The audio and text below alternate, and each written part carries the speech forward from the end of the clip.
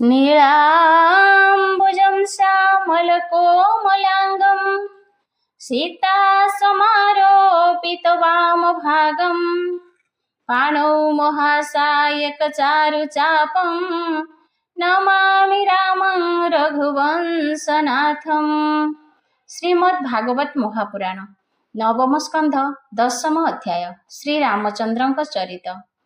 श्रीरामचंद्रଙ୍କ चरित दशम अध्याय वर्णित।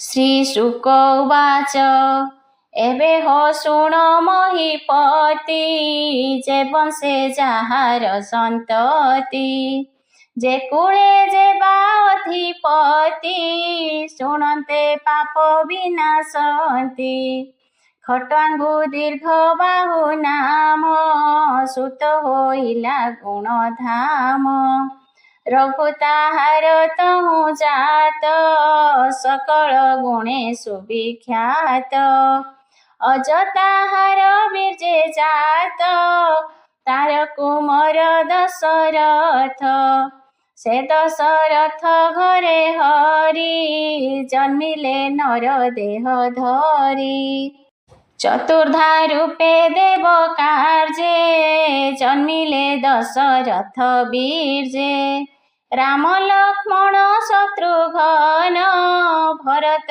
तुले चारि जन से राम चरित तु सुखे शुणिछु ऋषिंकर मुखे गुरु वचने राज्य छाड़ी पद्म चरणे भूमि माड़ी लक्ष्मण सीतार समेते जे दुखे बंचिले वनस्ते सुग्रीव तुले मित्र करी विरूप कले से असुरी प्रिया विजोगे कोप होई समुद्रे सेतु से बंधाई प्रथमे विश्वामित्र संगे यज्ञ रखिले अनुरागे मारीच आदि निशाचरे रात्रे मिलिले यज्ञ ठारे लक्ष्मण तुले ता संहारी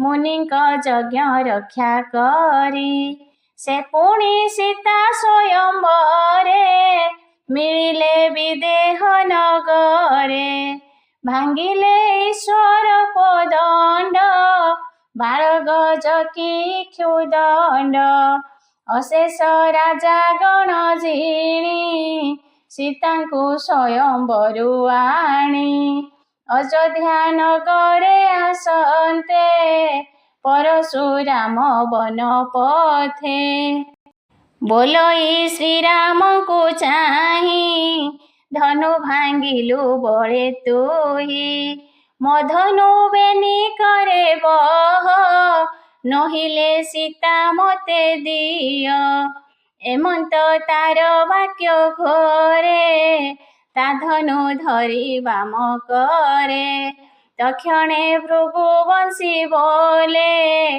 जंघे बसाई गुण देले रामर देखी घोर कर्म पादे न मिले परशुराम सीता को आनी निज पुरे प्रवेश होइले सतरे पिता जे पत्नी बस होई जहा बोइला कइकेई मो पुत्र राजे राजा हेऊ तो सुत राम बने जाऊ से पुणी पितार वचने तक्षणे चलिले विपिने बने बुलन्ते बेनी भाई जनक सुता संगे नेई रावण भग्नि सुपर्णखा मायार बळे देला देखा लक्ष्मण रघुनाथ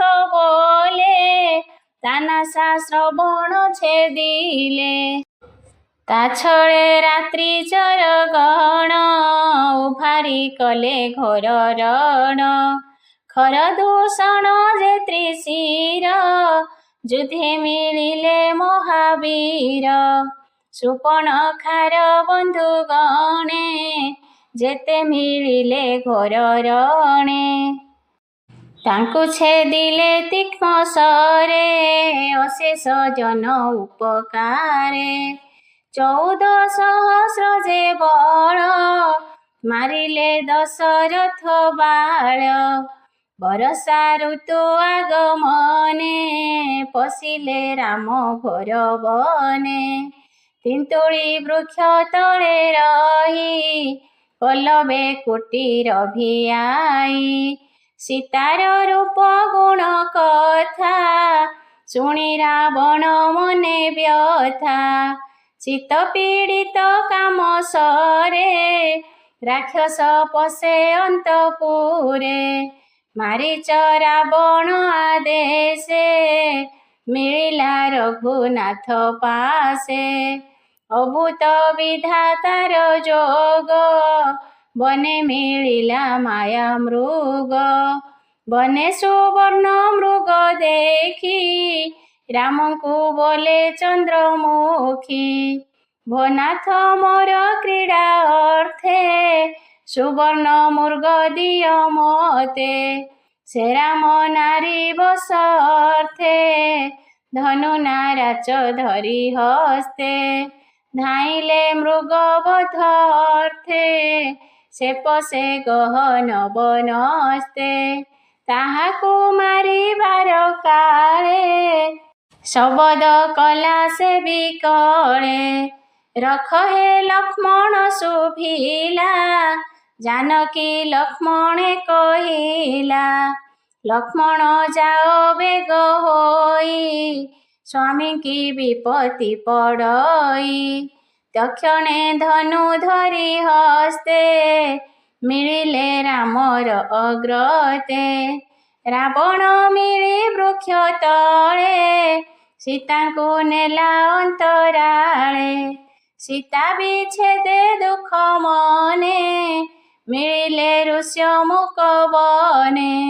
ସୁଗ୍ରୀବ ତୁଲେ ମିତ୍ର କରି ସେ ବନେ ବାଳିକି ସଂହାରି। ଅଙ୍ଗଦ ହନୁମାନ ତୁଲେ ସମୁଦ୍ର ନିକଟେ ମିଳିଲେ। ପ୍ରିୟା ବିଚ୍ଛେଦେ ଦୁଃଖ ମନ ଜାଣିଲା ବରୁଣ ରାଜନ।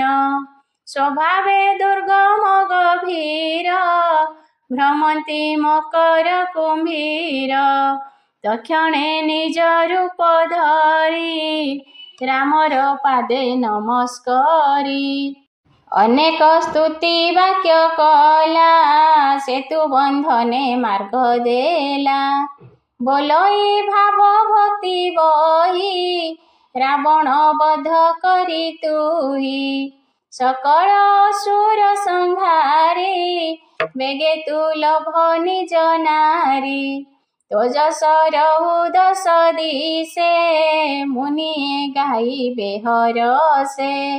ସୁଗ୍ରୀବ ନୀଳ ହନୁମନ୍ତ ଅଙ୍ଗଦ ଘେନି କପିଯୂଥ। ଚଳନ୍ତି ରୁକ୍ଷ ବଳ ସଙ୍ଗେ ଲଙ୍କା ଗମନ କରି ବେଗେ। ନିକୁମ୍ଭ କୁମ୍ଭ ଇନ୍ଦ୍ରଜିତ ଧୂମ୍ରାକ୍ଷ ଆଦି ଯେତେ ଯୂଥ। ଏ ଆଦି ଯେତେ ଘୋର ସୈନ୍ୟ ସଙ୍ଗତେ ଘେନି କୁମ୍ଭକର୍ଣ୍ଣ। ଶୂଳ ଖଡ଼ଗ ପ୍ରାସ ରୁଷ୍ଟି ଭୂଷଣ୍ଡି ତୀକ୍ଷ୍ଣ ଶର ବୃଷ୍ଟି। କରନ୍ତି ରାକ୍ଷସ ସମୂହେ ସମୂଳେ ହନ୍ତି ଯେଣେ କ୍ଷୟେ। ସୁଗ୍ରୀବ ଲକ୍ଷ୍ମଣ ସମେତ ଗନ୍ଧମାର୍ଦ୍ଦନ ହନୁମନ୍ତ। ଏ ଆଦି ରୁକ୍ଷ ବଳ ତୁଲେ ରାକ୍ଷସ ସମ୍ଭାରିଲେ ଭଲେ। ସଙ୍ଗତେ ଘେନି କପି ବଳ ଲଙ୍କାରେ ସଂଯୋଜିଅ ନଳ। ରାକ୍ଷସ ସଙ୍ଗେ ଯୁଦ୍ଧ କରି ଅନେକ ବଳ ତା ସଂହାରି। ସୀତା ହରଣ ଦୋଷ ଫଳେ ସଂଗ୍ରାମେ ସର୍ବେ ନାଶ ଗଲେ। ଦେଖିଣ ବୀରଙ୍କ ମରଣ ରଥ ଆରୋହିଲା ରାବଣ। ମାତଳି ଘେନି ଦିବ୍ୟ ଯାନ ମିଳିଲା ରାମ ସନ୍ନିଧାନ। ରାମ ରାବଣ ମୁଖ ଚାହିଁ କହନ୍ତି କୋପ ଭର ହୋଇ, ମୋ ନାରୀ ହରିଲୁ ଯେ ତୁଇ ତପ ପ୍ରସାଦେ ଗର୍ବ ବହି। ଆଜ ସରିଲା ତପ ଫଳ ହେଳେ ଗଞ୍ଜିବି ତୋର ବଳ। ଏମନ୍ତ କହି ରଘୁନାଥ କୋପେ କୋଦଣ୍ଡ ଧରି ହସ୍ତ, ବଜ୍ର ସମାନ ରାମ ସର ଭେଦିଲା ରାବଣ ହୃଦର। ରଥୁ ପଡ଼ିଲା ଭୂମି ତଳେ ଦଶ ବଦନୁ ଶୁଣି ଗଳେ, ଭୂମି କମ୍ପିଲା ଥରହର ଶବଦ ଶୁଭେ ହାହାକାର। ରାବଣ ହତ ଶୁଣି କର୍ଣ୍ଣେ ସମ୍ଭ୍ରମେ ଅନ୍ତଃପୁର ଜନେ, ତକ୍ଷଣେ ମନ୍ଦୋଦରୀ ତୁଲେ ରାକ୍ଷସୀ ଗଣ ଉଫାରିଲେ। ରୋଦନ କରନ୍ତି ବିକଳେ ଶବଦେ ଭୁବନ ଉଛୁଳେ, ମିଳିଲେ ରଣଭୂମି ମଧ୍ୟେ ସ୍ୱାମୀ ମରଣ ଶୋକ ନାଦେ। ହୃଦୟେ ବେନି କର ତାଡ଼ି ହାନାଥ ବୋଲି ପାଦେ ପଡ଼ି, ରାକ୍ଷସ ନାରୀଙ୍କର ଦନ ପୁରିଲା ଧରଣୀ ଗଗନ। କାନ୍ଦନ୍ତି ସ୍ୱାମୀ କୋଳେ ଧରି ନାରୀଙ୍କ ତୁଲେ ମନ୍ଦୋଦରୀ, ବଜ୍ର ସମାନ ରାମ ସର ଭେଦିଲା ତୋର ହୃଦୟର। ଭୋନାଥ ତୋର ମରଣେ ପଶିବୁ କାହାର ଶରଣେ, ଲୋକ ରାବଣ ତୁ ରାବଣ ନାଥ କଲୁ ନାରୀ ଗଣ। ତୋର ମରଣେ ଲଙ୍କାପୁରୀ ଏବେ ହୋଇଲା ହତଶିରୀ, ତୁ ନାଥ କାମେ ଭୋଳ ହୋଇ ଛଳେ ହରିଲୁ ବହି ଦେଇ। ସେ ଦୋଷ ତୋତେ ନାଶ କଲା ମରଣ ଦଶା ଭିଆଇଲା, ଅନାଥ କଲୁ ସର୍ବନାରୀ ଆମ୍ଭ ସଙ୍ଗତେ ଲଙ୍କାପୁରୀ। ଦେହକୁ କଲୁ ଗୃଧ୍ର ଗ୍ରାସ ନରକେ ହୋଇବୁ ପ୍ରବେଶ, ଏମନ୍ତ କହି ନାରୀ ଗଣେ ପ୍ରାଣ ଛାଡ଼ିଲେ ହୁତାସନେ। ରହିଲା ମନ୍ଦୋଦରୀ ଶେଷ ଏବେ ହୋ ଶୁଣ କୁରୁ ଶିଷ୍ୟ, ରାବଣ ଭାଇ ବିଭୀଷଣ ଥିଲା ଯେ ରାମର ଶରଣ। ତାହାକୁ ଦେଲେ ମନ୍ଦୋଦରୀ ଲଙ୍କାରେ ଅଧିକାରୀ କରି, ବୋଇଲେ ପ୍ରଭୁ ରଘୁବୀର ତୁ ଏବେ ପ୍ରେତ କାର୍ଯ୍ୟ କର। ଏମନ୍ତ ଆଜ୍ଞା ରାମ ଦେଲେ ଅଶୋକ ବିପିନେ ପଶିଲେ, ସୀତା ଦେଖିଲେ ବେନି ଡୋଳେ ଅଧୋବଦନେ ବୃକ୍ଷ ତଳେ। ରାମ ବିଚ୍ଛେଦ ବ୍ୟାଧି ଜୋର ଶୁଖିଛି ସୁରଙ୍ଗ ଅଧର, ଲୋଚନେ ଅଶ୍ରୁ ଜଳ ପୁରି ହାସିତା ବୋଲି କୋଳେ ଧରି।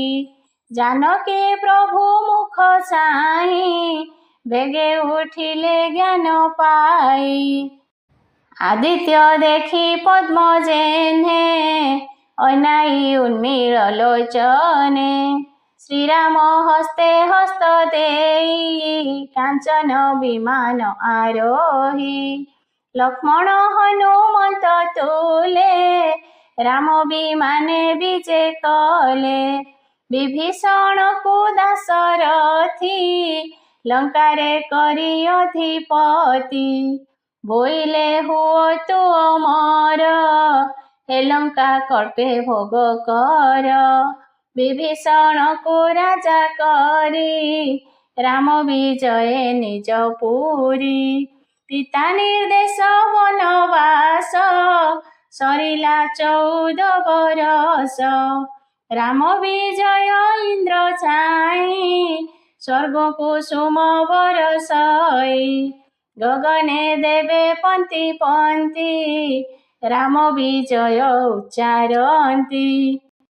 ରାମ ବିଚ୍ଛେଦେ ଦୁଃଖ ମନେ, ଭରତ ଥିଲା ତପୋବନେ। ତାର ଚରିତ ଶୁଣି କର୍ଣ୍ଣେ, ଯେବା କହିଲେ ମୁନି ଜନେ। କଠୋର ତପୋବନେ କରି, ସେ ବ୍ରହ୍ମଚାରୀ ରୂପ ଧରି। ଯାବକ ଭକ୍ଷେ ଗୋରୁ ମୂତ୍ରେ, ବକ୍ଳ ପିନ୍ଧି କଟି ସୂତ୍ରେ। ପିଙ୍ଗଳ ଜଟା ଶିରେ ବହେ, ରାତ୍ରେ ସ୍ତଣ୍ଡିଳେ ବୀର ଶୋହେ। ରାମ ପାଦୁକା ଅଗ୍ରେ ସ୍ଥାପି, ନିଶ୍ଚଳ ଧ୍ୟାନେ ଚିତ୍ତ ରୋପି। ସେ ରାମ ମୁନି ଗଣ ତୁଲେ, ଭରତ ଆଶ୍ରମେ ମିଳିଲେ। ତାହାର ହସ୍ତ ରାମ ଧରି, ଆଶ୍ୱାସ ବାକ୍ୟେ କୋଳ କରି। ରାମ ଲକ୍ଷ୍ମଣ ହନୁମନ୍ତ, ସଙ୍ଗତେ ଚଳିଲେ ଭରତ। ରାମ ପାଦୁକା ମୁଣ୍ଡେ ବହେ, ତପସ୍ୱୀ ରୂପେ ଜନମୋହେ। ମିଳିଲେ ଅଯୋଧ୍ୟା ନିକଟେ, ସରଜୁ ନଦୀ ପୂର୍ବ ତଟେ। ରାମର ଆଗମନ ପଥେ, ମିଳିଲେ ପାତ୍ର ପୁରୋହିତେ। ବେଦ ଶବଦେ ବିପ୍ରଜନେ, ଶଙ୍ଖ ଦୁନ୍ଦୁଭି ବାଦ୍ୟ ଶୋନେ। ଦିବ୍ୟ ବିମାନ ଶ୍ରେଣୀ ସାଥେ, ବୀର ଧାମନ୍ତି ବେଗେ ପଥେ। ଧ୍ୱଜ ପତାକା ଶୋଭେ ସ୍ୱର୍ଣ୍ଣେ, ଉତ୍ତମ ବାଜି ଗଜ ଯାନେ।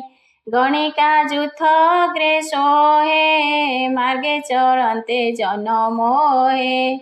ବିବିଧ ଉପାୟନ ହସ୍ତେ, ଜୟ ଶବଦ କରି ପଥେ। ଘେନି ଉତ୍ତମ ଦୀପାବଳି, ନାରୀଏ ଦିଅନ୍ତି ହୁଳହୁଳି। ବିପ୍ରଙ୍କୁ ଦେଖି ରଘୁନାଥ, ଶିରେ ନିବେଶିବେନି ହସ୍ତ। ତାହାଙ୍କୁ ନମସ୍କାର କଲେ, ସୀତା ଲକ୍ଷ୍ମଣ ଘେନି ତୁଲେ। ଅଯୋଧ୍ୟାପୁର ଜନ ଯେତେ, ରାମ ଆଗମ ଦେଖି ପଥେ। ରାମ ଲକ୍ଷ୍ମଣ ମୁଖ ଚାହିଁ, ରଙ୍ଗେ ନାଚନ୍ତି ଗୀତ ଗାଇ। ରାମ ପାଦୁକା ଘେନି ଶିରେ, ଭରତ ଚଳଇସ ଧୀରେ। ଉତ୍ତମ ବ୍ୟଜନ ଚାମରେ, ସୁଗ୍ରୀବ ବିଭୀଷଣ ଧରେ। ଅଞ୍ଜନା ସୁତ ବୀରମଣି, ଚଳନ୍ତି ଶ୍ଵେତ ଛତ୍ର ଘେନି। ଶତ୍ରୁଘ୍ନ କରେ ଧନୁଶର, ରଥେ ଦେଖନ୍ତି ସୁର ନର।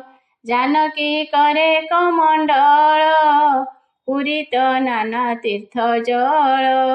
ଅଙ୍ଗଦ ହସ୍ତେ ଖଡ୍ଗ ବହି, ସୁବର୍ଣ୍ଣ ଶତ ଚନ୍ଦ୍ର ଜଇଁ। ସ୍ତୁବନ୍ତି ବନ୍ଦୀ ନାରୀ ଯୂଥ, ମଧ୍ୟେ ବିଜୟ ରଘୁନାଥ। ନକ୍ଷତ୍ର ମଧ୍ୟେ ଯେହ୍ନେ ଶଶୀ, ତ୍ରିଦଶେ କୁସୁମ ବରଷି। ସଙ୍ଗତେ ଘେନି ତିନି ଭାଇ, ମିଳିଲେ ଅନ୍ତପୁରେ ଯାଇ। ନମିଲେ ଗୁରୁ ପତ୍ନୀ ପାଦେ, କୌଶଲ୍ୟା ଚରଣେ ଆନନ୍ଦେ। ରାମଙ୍କୁ ଦେଖି ମାତୃଗଣ, ଆନନ୍ଦେ କରନ୍ତି କଲ୍ୟାଣ। ପ୍ରାଣକୁ ପାଇ ତନୁ ଯେହ୍ନେ, ଉଠଇ ହରଷ ବଦନେ।